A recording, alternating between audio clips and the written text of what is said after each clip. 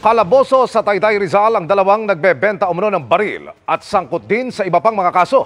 Wala ring kawala ang isa umunong miyembro ng Martilyo Gang na nanloob ng isang tindahan ng cellphone. Tunghayan sa aking eksklusibong pagtutok. Isinagawa ng Pasig Police ang operasyong ito sa Taytay Rizal. Naaresto ka namin ha? Nakasong robbery ha? Target ang lalaking ito na miyembro umano ng Martilyo Gang. Ang huli raw pinasok ng grupo ang cellphone shop na ito sa Pasig. Nagpanggap po itong dalawang suspect natin na bibili ng mga cellphone. Pero nung nalingat po ang ating tindera ay agad na naglabas ng martilyo at binasag yung glass stand na kung saan nandun yung mga cellphone at agad nilimas.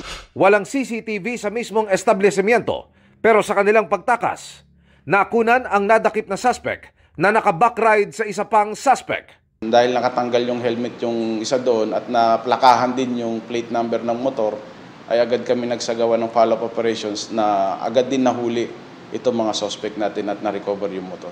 May mga kaso na po sila, no? So ito po yung mga nang-hold up dito po sa area ng aming Pasig. Pero sila po hindi po residente rito. Sila po yung taga-ibang lugar. Nakuha ang ilan sa mga cellphone na tinangay ng mga suspect.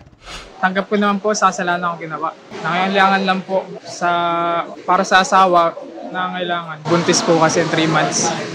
Mamakawa po sa complainant na sana po. I-atras na lang po yung kaso dahil sa kasama akong nagawa. Ako po nagsisisi sa aking mga nagawang kasalanan. Billing naman po, sorry yung ibang nawala sa cellphone. Tuloy ang manhunt operation laban sa isa pang suspect na nagmamaneho ng motorsiklo. Yan, positive. Oh, nabilan. Baril. Naaresto naman ng Pasig Police sa hiwalay na operasyon sa barangay Pinagbuhatan ang dalawang lalaking ito dahil sa umunoy pagbebenta ng mga baril. Na-recover sa mga suspect ang ilang piraso ng mga handgun at nang i-verify ang records. Sangkot din daw pala sa iba pang mga kaso ang mga suspect. Sila po ang responsable po sa mga robbery hold-up at meron din po kami information na meron din po silang involvement sa gun for hire. Hindi pa nagbibigay ng pahayag ang mga suspect. Para sa GMA Integrated News, Emil Sumangil, nakatutok 24 oras.